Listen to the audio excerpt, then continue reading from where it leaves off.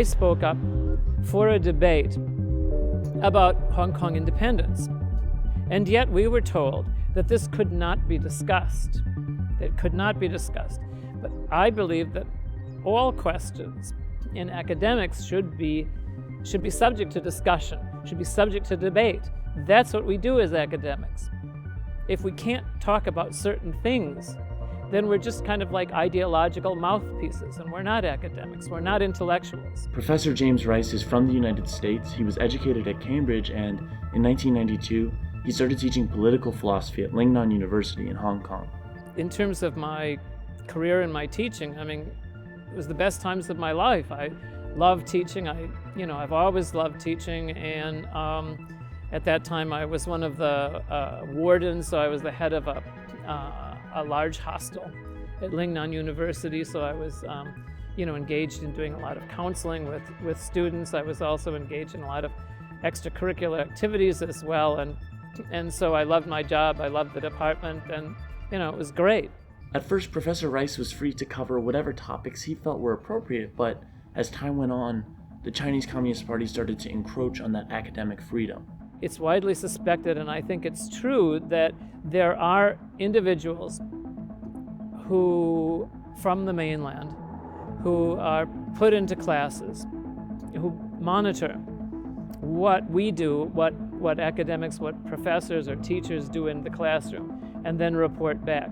So we can have some reasonable suspicion that some of the things we said in the lecture theater may be reported back to some people, some institutions in mainland China. There was a case in which an individual who was talking about ethnic minorities and persecution of them, after she was doing this, she was a mainlander herself, and after she did this, members of the police came to her parents' home and warned her parents against what she was doing at Lingnan.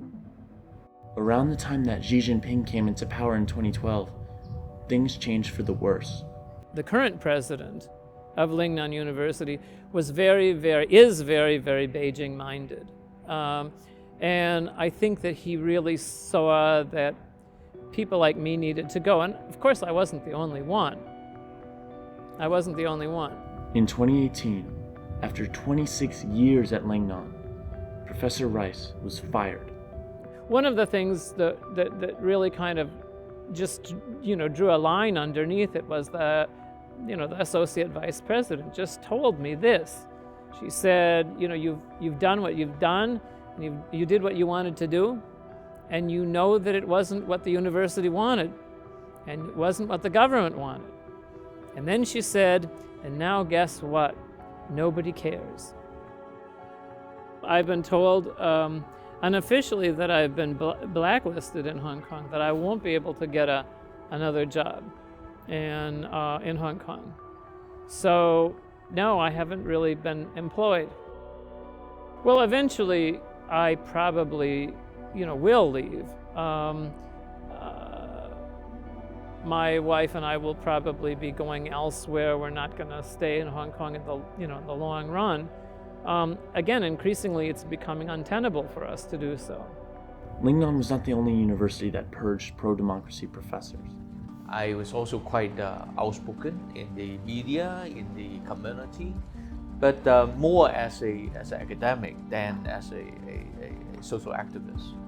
And I think the situation continued up to 2013, that when I initiated the Occupy Central movement. He began his initiative based on Martin Luther King's teachings to publicly disobey the law in favor of universal suffrage to elect the chief executive.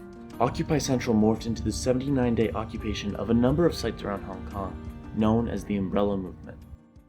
After the Umbrella Movement in 2014, then the situation got worse, and the controlled or the red lines are being drawn, and much more tightened in the things we could say. And so in 2018, when after I visited Taiwan, and in a forum at Taiwan, I talk about independence of Hong Kong, then I was under very serious attack from the government, from the pro-Beijing groups, because of my speech in Taiwan. So that was the time that the red line was being clearly drawn, that for academics, you better not talk about anything close to self-determination or independence of Hong Kong, because then you have to face all this kind of attacks, even though the university had not said anything that I should not talk about these matters. But if you are not on tenure, if you are kind of your contract is waiting for renewal, or you want to get promotion, then everyone will just self-censor their own speeches, because they know that it will be kind of touching those kind of political red lines. In recent weeks, Professor Rice was forced to flee Hong Kong, not only because of financial reasons, but because of the new national security law, which destroys all preconceived notions of freedom in the city. Additionally, Professor Benny Tai was fired from his job at Hong Kong University. This marks the end of academic freedom in Hong Kong. The Chinese Communist Party knows, in order to win over the hearts of the next generation of Hong Kongers, they have to infect their minds in the classroom first.